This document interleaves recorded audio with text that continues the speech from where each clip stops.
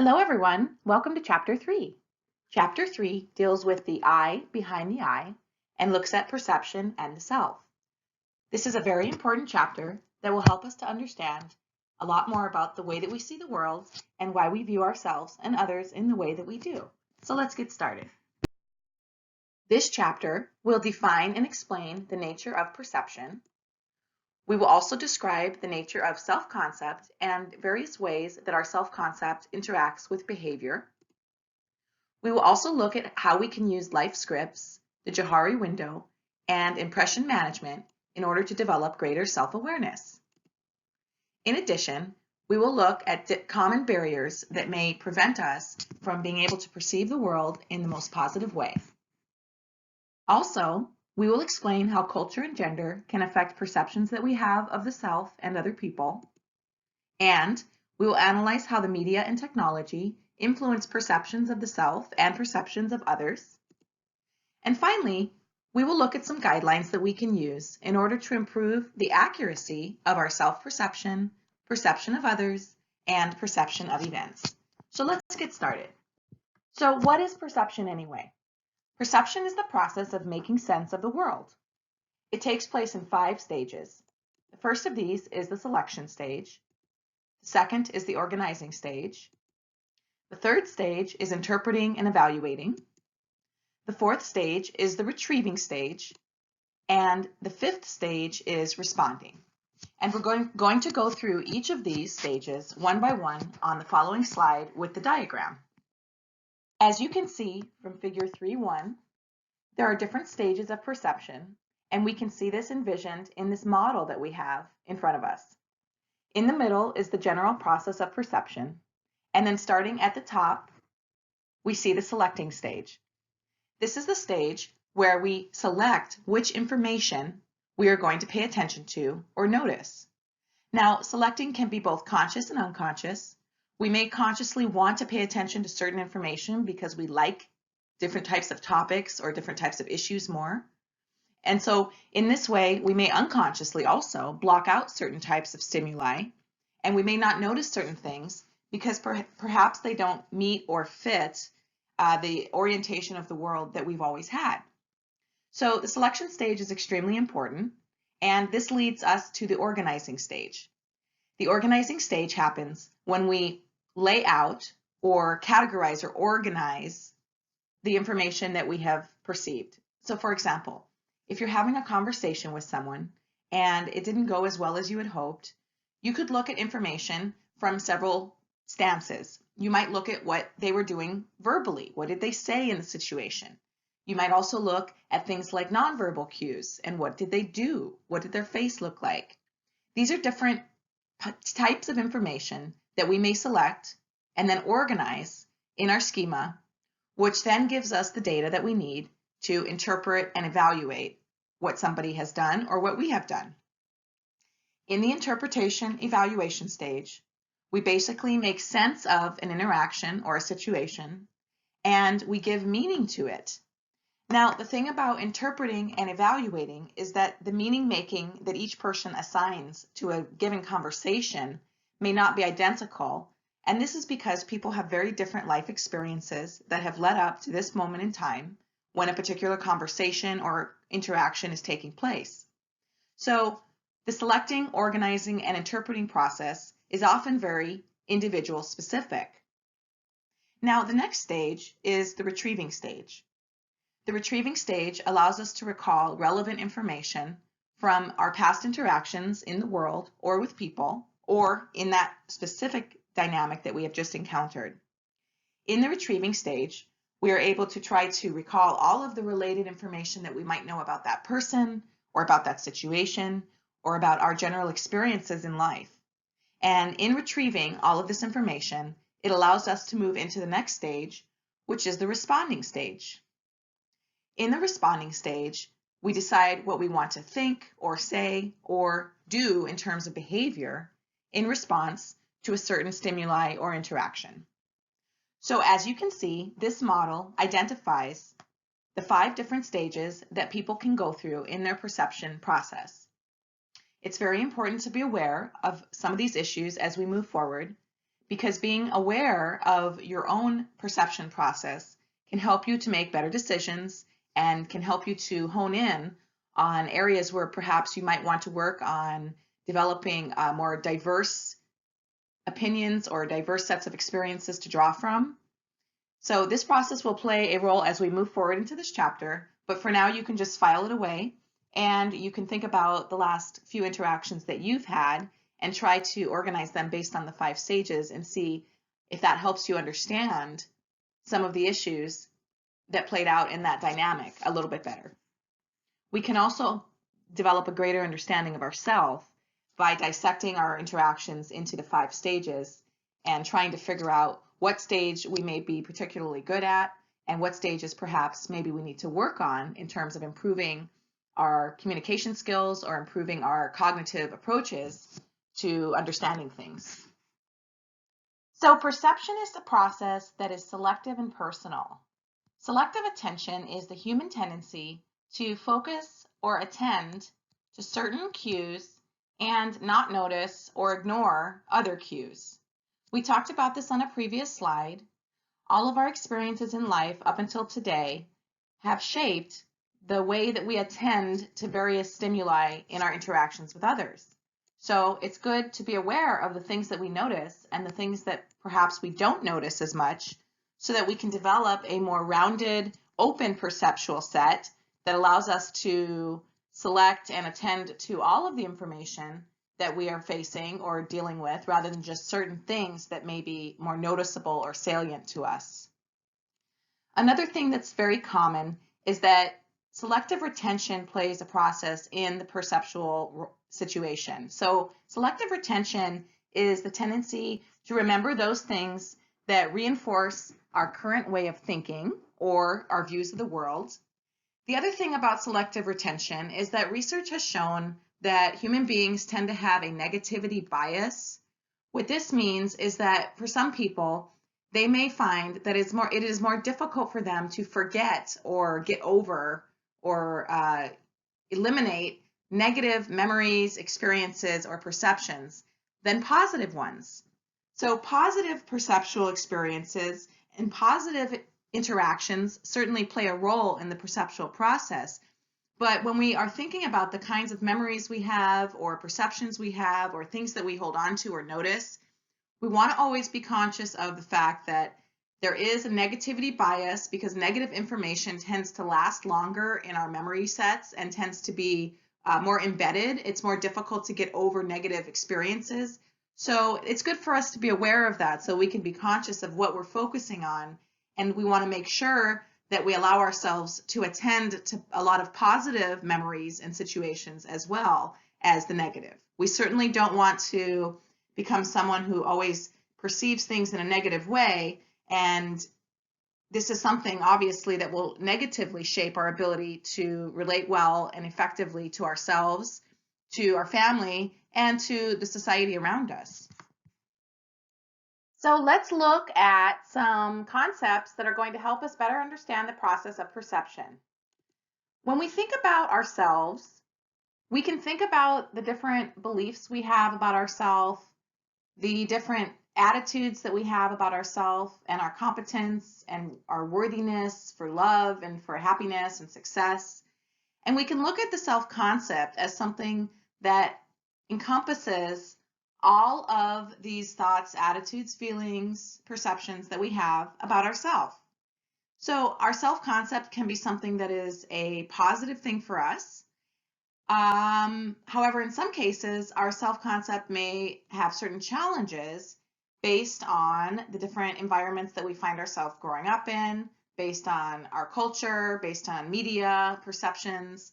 And so let's look at some of those issues. So in our family systems, all of us have a role to play, and some of us found ourselves in family systems that were generally positive and healthy and uplifting, right?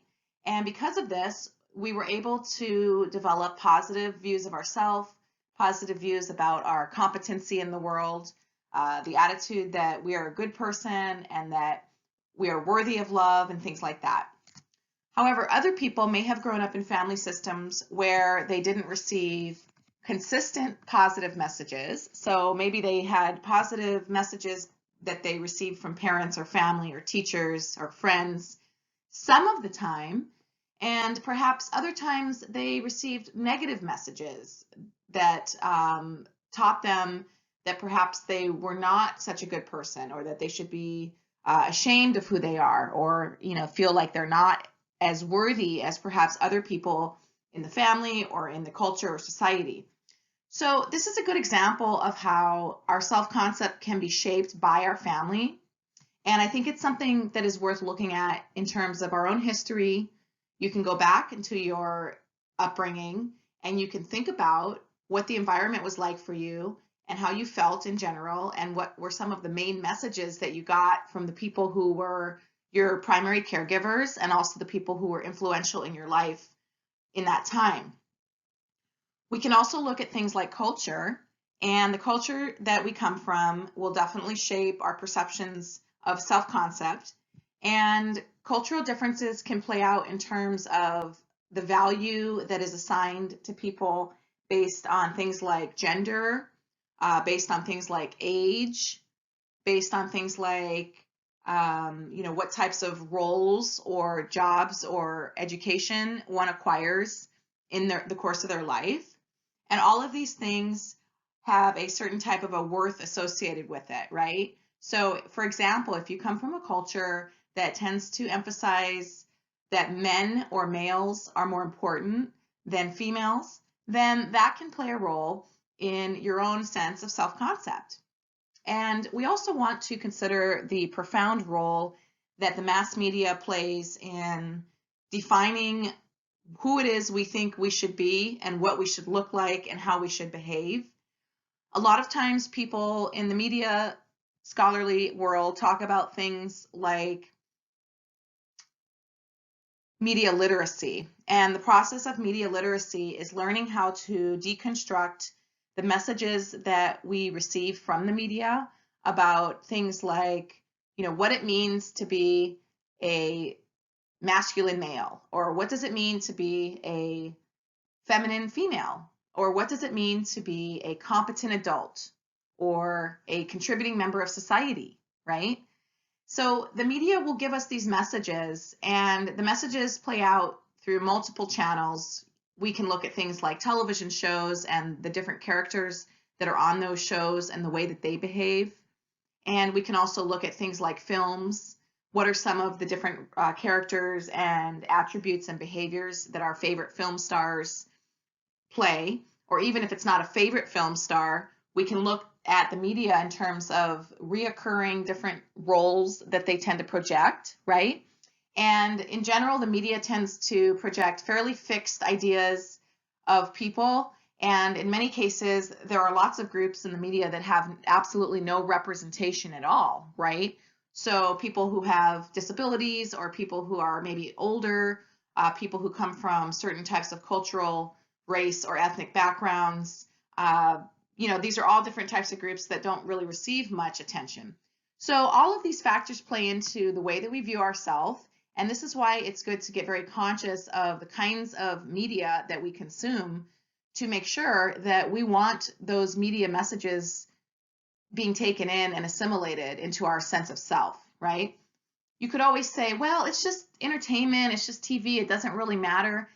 This is possibly true. However, what we do know is that the younger people are, when they start consuming media messages or media schemas or scripts, they tend to be more influenced the younger that they are, right? So what this means, if you're a parent, is that you probably want to consider being involved in deciding the kind of media that your children consume, with how often they consume it, what kinds of content are you allowing them to consume, because we are products of our environment, and in the modern environment, the media is present everywhere. So we can think about our family, we can think about culture, and we can also think about media as it may shape the ideas that we develop about ourselves, our place in the world, and communication.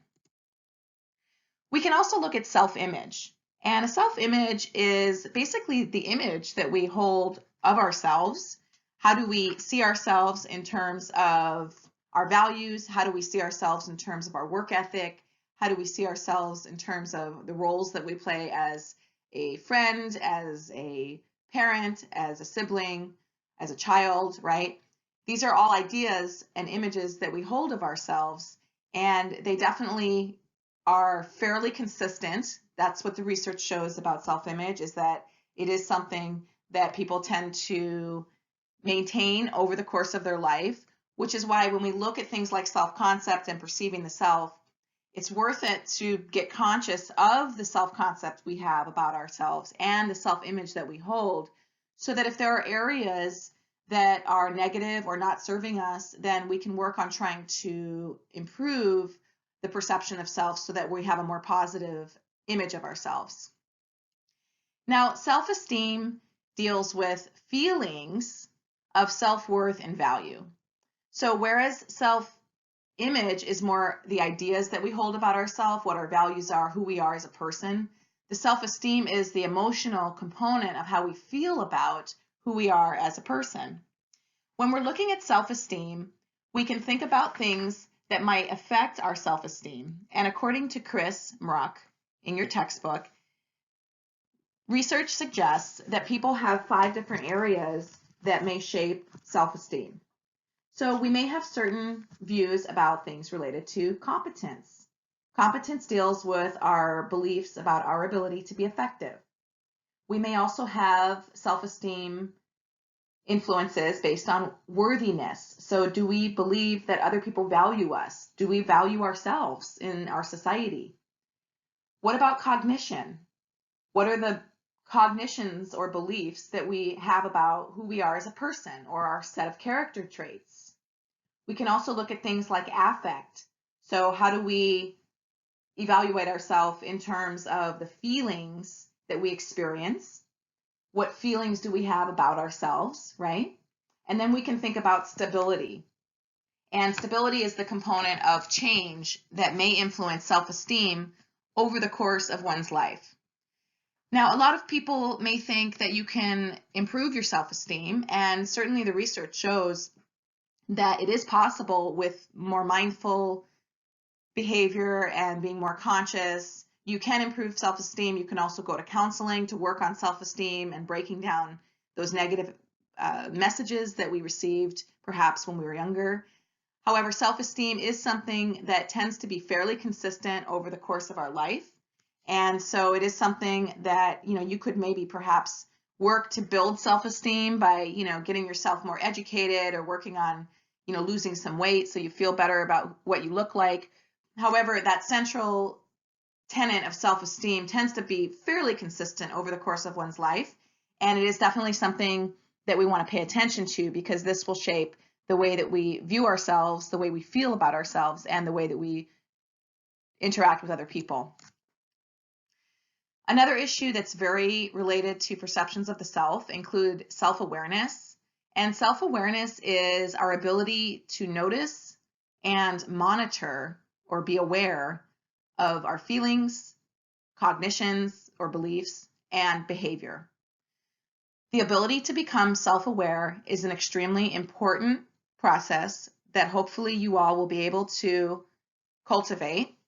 And self-awareness allows us to be conscious of what's happening when it's happening. So for example, if you have a conversation with somebody in your family or perhaps your partner or spouse, and you start to notice that the conversation is becoming very frustrating for you and that you are starting to feel like you're getting riled up in that conversation, the ability to be aware about your feelings starting to become exacerbated or frustrated is a very useful skill, because what you can do is you can take a time out and say to somebody, this conversation is really frustrating to me right now. I'd like to take a break and go figure out what I actually want to say, and I want to go calm down before we continue this conversation so that we can have an effective dialogue about it, right? So the ability to be self-aware would allow one to be able to do that, which of course would only increase our ability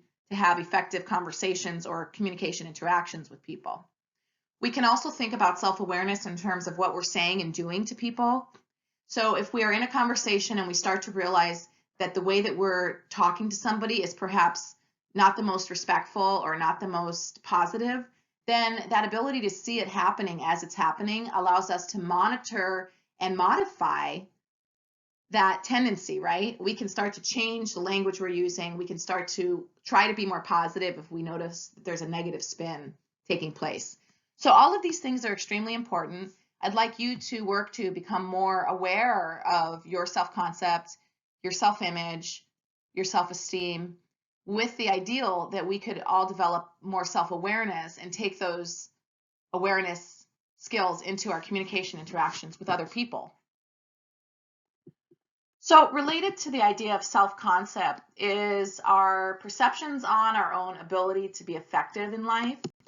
And the term self-efficacy deals with the views and beliefs that we have about our own competence and our ability to achieve things that we set out to achieve in life.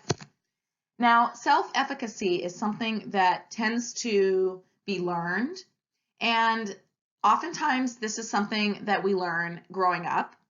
So we may grow up in a household where we are taught by our parents or sisters and brothers how to do things for ourselves. And people who are taught how to do things for themselves tend to be more likely to develop self-efficacy. However, if people grow up in an environment where, let's say, mom and dad handle everything for them, they take care of any kind of issues that might come up at school, they take care of any kind of issues that may come up with friends in their child's life. They do all of their kids' chores. They don't teach the child how to cook or do laundry or how to pay their own bills or how to go out and get a job or how to be successful long-term at an educational or career pursuit. Okay, sometimes parents mean well and they involve themselves too much in their children's lives, and children sometimes do not develop a perception of self-efficacy. Instead, what we find sometimes is that children may develop something called learned helplessness. And the book doesn't mention learned helplessness specifically, but the process of learned helplessness takes place when we learn that we are not really able to create the change that we want in our life or to set out and do something and be successful. And this is something that I think is worth thinking about. Sometimes we may be able to affect our perception of self-efficacy by going out into the world and facing things head on and achieving things on our own. And certainly that ability to achieve things will also contribute to a perception of self-efficacy. However, it's something that is very good to look at. And the questions that we can ask ourselves would sound like, what were some of the first messages that I learned about my ability to be successful in life?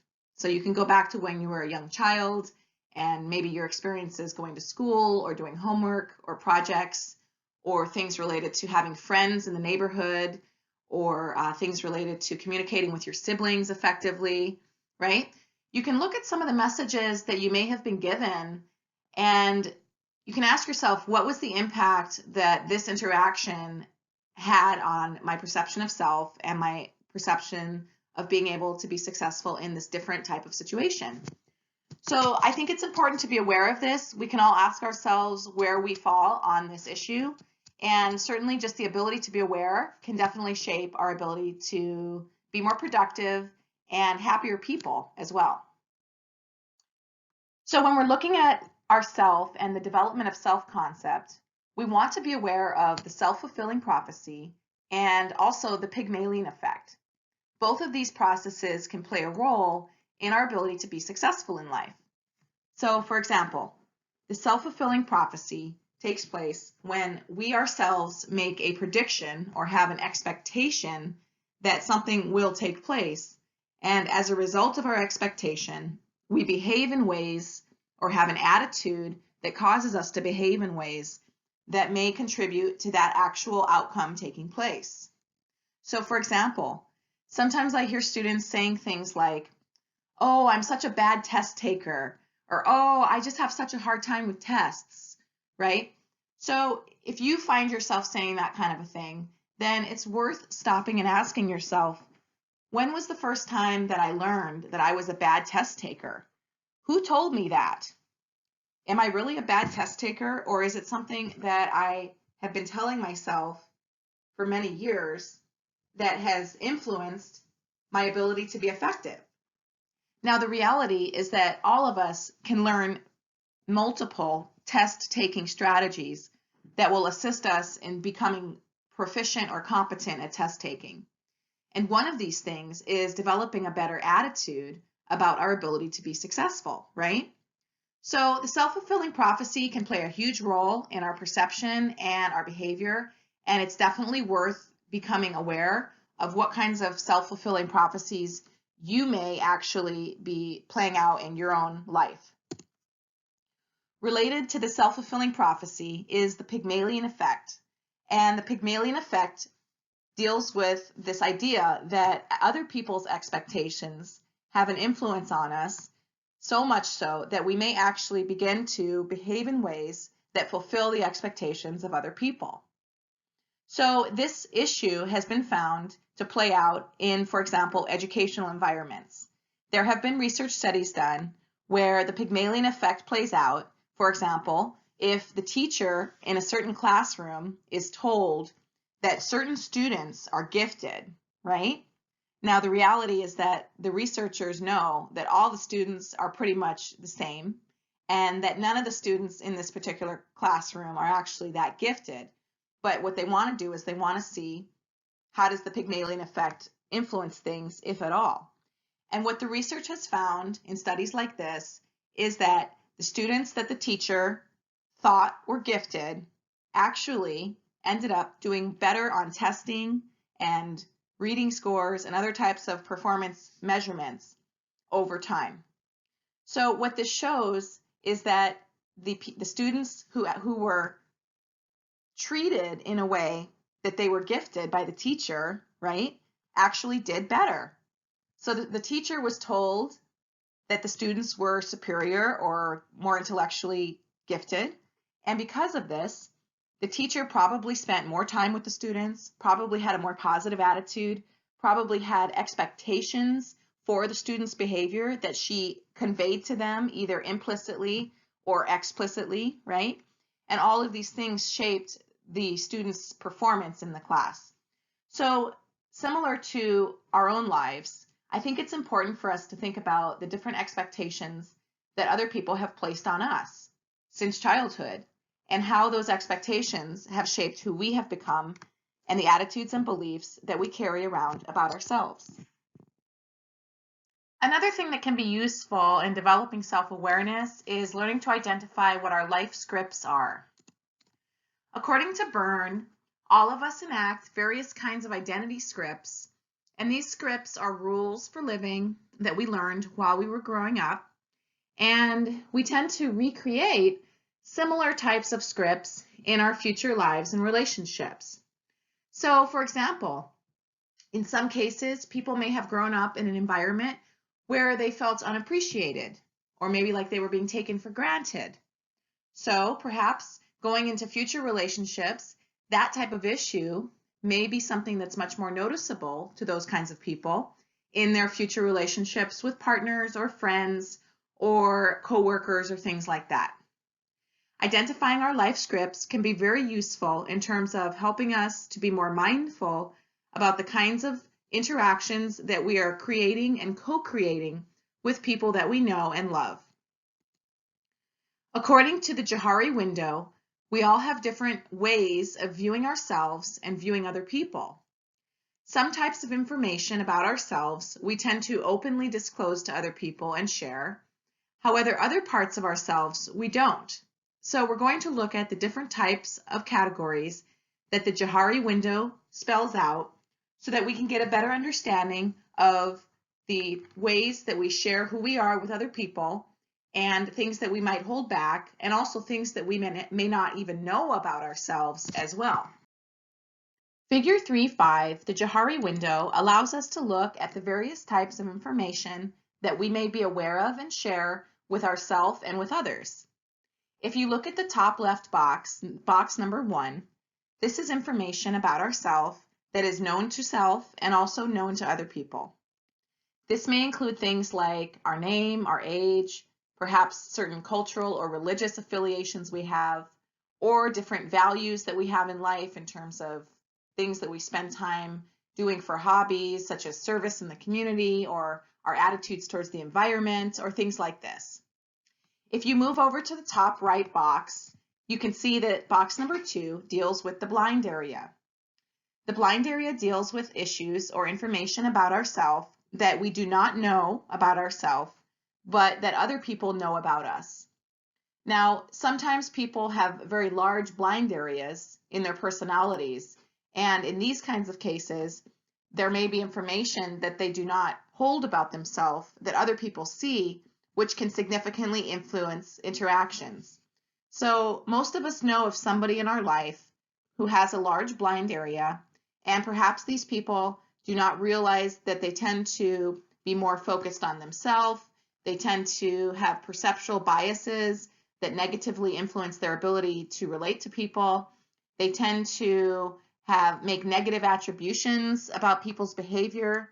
They may have negative scripts that they're playing out over and over in their relationships with other people. So it's always really interesting to think about this blind area in terms of other people, but also perhaps related more to what we're talking about today. What areas could exist in our own knowledge of ourself that might be blind? For some of us, we may have a perceptual bias that goes into our self-concept. So perhaps other people see things about us, such as maybe other people might see you as a very warm, caring, giving, kind person, but maybe some people have integrated negative ideas about themselves from childhood, and so they may not see themselves as loving and kind and caring, and other people may view them as that way. So this blind area can be regarding both positive and negative information. It's definitely worth looking at where you stand on these issues as well. Let's go to the next box, which is box number 3. This is the hidden area. This area is the category that is known to self and not known to others. So these are the kinds of things about ourselves that we try to keep hidden from other people because we don't want them to think poorly of us, or we don't want to be rejected. Now, presumably, the closer that we are to people in terms of interpersonal relationships, there should be less of a hidden area because presumably we trust people more that we're in close relationships with. It would seem logical that in our professional interactions, there would be more of a hidden area because we want to make sure that when we're communicating with people, that we're being appropriate and that we're not disclosing too much information that is not appropriate for a professional environment. So this area is important to be aware of as well.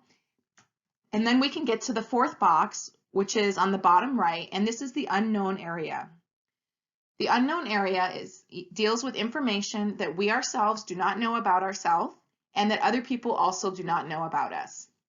A lot of times in life, you may go through experiences where you are tried or challenged in a way where you had to learn how to be extremely self-reliant, or where you had to deal with a lot of strength and work to be strong in a situation that was very challenging for you emotionally, mentally, or physically.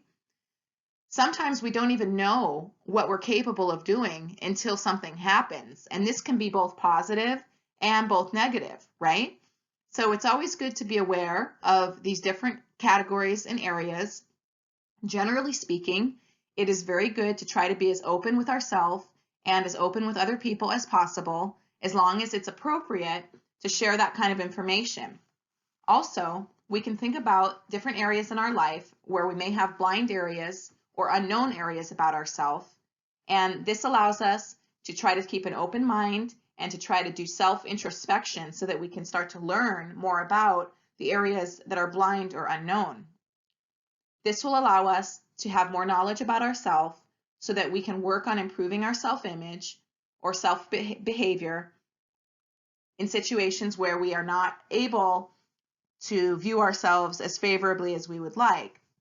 So it is worth going into our self-image issues so that we can learn how to improve our self-image, because ultimately we will be happier, more well-adjusted people when we are able to integrate a more positive view of self, more positive self-esteem, and more effective communication.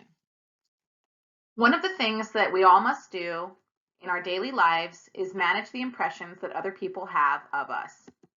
One of the ways that we can manage the impressions that other people develop about us deals with learning how to be a good self-monitor. Self-monitoring is the process of being mindful and aware of our communication as it is playing out, as it is happening, and also being aware and conscious of the responses that other people are having to our communication when it's happening. High self-monitors are people that are highly attuned to impression management efforts on their own part. High self-monitors are the kinds of people who are able to listen to what they're saying as they say it, and if they hear themselves speaking in a way that is not appropriate or not positive or that is having a negative effect on the person they're speaking to, these are the people that are able to become aware of it in the moment, modify it, and change it so that they can communicate more effectively. High self-monitors tend to be more successful in a range of personal, professional, and social interactions because they are able to modify their communication in real-time interaction so that if things are not going particularly well, they can change things up a little bit in that interaction so that they can improve things. Sometimes we may find that we're talking to somebody and trying to explain something and they start to look confused on their face, right? So if we can see that somebody is confused by what we're saying, then that allows us to perhaps use a definition that's more clear or maybe a different example, right? Relatedly, if we're having an interaction with someone and we start to see that they look like they're feeling hurt on their face, then we could work to modify the way that we're communicating with them and work to try to be more caring, loving, and conscious. Low self-monitors are people who either pay little attention to the responses that others have to them, or they are unable to gauge or unable to tune into what they are doing and being aware of what they're doing, in addition to the responses that other people are having to them. Low self-monitors tend to be less successful in terms of personal, social, and professional relationships. Self-monitoring is a skill that can be learned, and it deals a lot with staying mindful, and staying mindful deals with the process of learning how to stay present in the moment so that when we are communicating with people, we are communicating with that person in that moment about that issue, and we are doing the best that we can to be responsible, ethical, and loving in any way possible. Sometimes we might face certain kinds of barriers that can impede our ability to effectively perceive and communicate with other people. Perceptual sets are expectations that produce a readiness or a willingness to process experience in a predetermined way. So we need to be conscious of the perceptual sets that we may be carrying around about ourselves and other people. Sometimes perceptual sets may take the form of cognitions or beliefs or feelings that we have about ourselves related to self-esteem, which we talked about on a previous slide. Other times, when we're dealing with other people, we may perceive a halo effect. The halo effect deals with perceiving people in a primarily positive way. The halo effect has been found to influence the way that teachers perceive students, the way that managers perceive employees, the way that parents perceive children, and even the way that people perceive their partners and friends in life. Now, obviously, no one person is always going to do everything correctly or right or in the best possible way. So the halo effect is one type of a perceptual barrier that can influence the way that we see people, either other people or even ourselves, right? If we have a halo effect over ourselves, then what that means is that we believe that we do everything basically correctly. This is a challenging way to see ourselves because what this means is that if we are faced with a situation where perhaps we did not behave in the most positive way, then we are less likely to want to integrate that information and improve because of this halo effect. Also, the halo effect can cause us to overlook or ignore information about other people because we go in expecting that this person will always do positive things or good things. Now, in comparison, the horn effect is perceiving of primarily negative qualities. We can all think of information or think of situations where we perceive that somebody had a negative bias towards us or a horn effect towards us. We've all been in those situations where we felt that we were treated unfairly, where people didn't really take the time to listen to us, or where people made assumptions about us that were negative and not correct. So in our communication with other people, we want to make sure that we work to eliminate barriers to perceiving ourselves and others properly. This can be done by working to develop our self-monitoring skills and working to integrate new information that is objective and replacing biased information with objective facts and experiences. Sometimes we might have barriers that can impede our ability to interact effectively with other people. Some people suffer from the experience of allness, which is the incorrect belief that any one person can know all there is to know about any situation. Obviously, having an allness perspective impedes our ability to integrate new information that we might hear or learn or see. And so we want to always work to keep an open mind so that we don't blind ourselves to information that would be valuable because we have a bias or we have an expectation that there's nothing more that we could learn about a situation. The process of blindering is where a person unconsciously adds restrictions that limit their perceptual capabilities. So what this would look like, for example, would be a situation where you might meet someone who you have a romantic attraction to, you start dating and spending time together, and you're so caught up in the experience of being in love and of being able to feel connected to that other person that you fail to integrate negative information about the person that maybe is very important for you to be aware of, right? A lot of times people may do this at the beginning stage of a relationship because they are infatuated with the person or with an idea of being in love or being in a relationship. So we always want to keep an open mind, make sure that we are listening, watching, and integrating information that comes our way because we want to make the most educated, informed decisions whenever possible. We always want to be careful that we do not confuse facts with inferences. A fact is something that is known to be true based on either record keeping or evidence or our personal observation. However, an inference is an assumption that we may make about a situation or person with varying degrees of accuracy.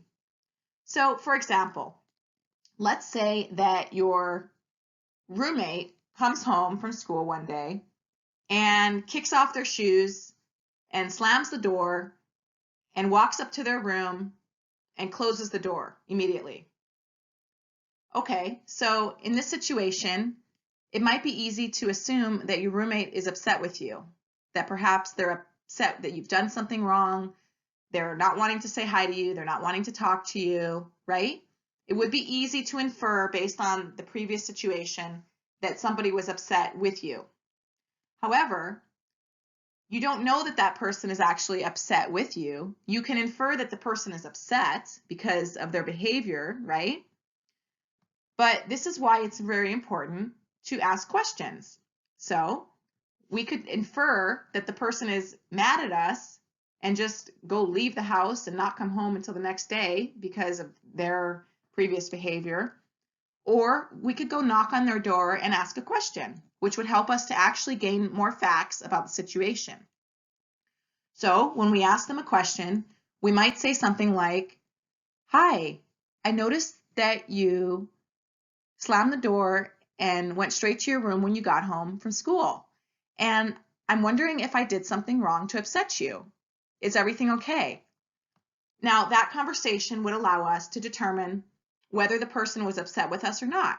And so the person may respond and say, oh, yeah, you know what? No, it's not you. I had a situation with one of my group members in my class, and the person's a freeloader and they're not doing any of the work, and I'm getting stuck doing all the work again. And it's really frustrating, and the professor's not helping out. And I just don't know what to do about the situation. And it's really frustrating. So having this little 1 or 2 minute dialogue allows us to determine the difference between fact and inference. And in this situation, we can deduce that the person, yes, was upset, but they were not upset at us. Now, this is valuable because then at this point in a conversation, what we could do is we could say, wow, I'm sorry. That sounds like that's really difficult to deal with. And is there anything that I could do to help you? So we want to think about our ability to empathize with people too, right? So empathy is something that is allowing ourselves to actually experience or try to experience the world or a situation from a different perspective, right? So empathy deals with our ability to be able to say, I know how that feels, right? So when you're having the conversation with your roommate, you can say to them, wow, I know how that feels to be in a group-based assignment situation and to have certain group members that are not holding their own. I understand it's frustrating, you feel powerless, and you have to do a lot more work, right? So in being able to distinguish between a fact and an inference, you were able to build a stronger connection with your roommate. You were able to avoid potentially an argument that didn't have to happen because you didn't infer assumptions that they were mad at you. And you were able to demonstrate empathy, that you cared about your roommate and that you were able to understand what they were going through, which would help bring you closer together and help you come up with a common solution to fix the problem. So in conclusion, we want to work to understand that perception is something that is personally based. So most people in the world will probably perceive the world and situations differently than you do, and that's okay. That's what makes the world interesting. We want to keep an open mind and seek to understand rather than to judge. We want to watch ourselves in action, and by developing good self-monitoring skills, we can become more mindful about the way in which we are communicating and how other people are responding to our communication, so that when necessary, we can adapt our communication to be more effective. Another thing that we can do is we can ask how other people perceive us. Doing this will allow us to be privileged to more information about ourselves that perhaps we didn't know. And in having that information, we can make a decision about whether we want to continue to remain that way or whether we want to work on potentially modifying things. As with any kinds of changes that we might be taking on, changes take time, and learning how to have a good self-image and keeping an open mind in our perceptual process may take more time to develop than we want. Taking a communication class is not going to give you everything you need to know in terms of how to be an effective communicator, but it is getting you on the right track in terms of making you more aware of some of the important issues that we face in our routine interactions with others. So as with anything, be patient with yourself, do your best. When you make mistakes, you can apologize for the mistake if it dealt with another person, and you can be patient with yourself, and you can commit to self-growth. Committing to self-growth involves the process of working to achieve a goal in which you are able to notice when you have a situation play out where you didn't behave in a way that was that positive, or perhaps it wasn't as effective as you wanted. And in being able to identify situations that are less effective, we can modify our communication so that we can be more loving, caring, and effective with other people and with ourselves. Thank you very much for your attention during this chapter. I hope that it has been useful for you. I know that this chapter has been useful for me in terms of reminding me of all of the things that go into our self-image and our perceptions. It reminded me also to always keep an open mind and to always seek to understand rather than imposing my own perception on other people. Thank you, and we'll talk to you in the next lecture.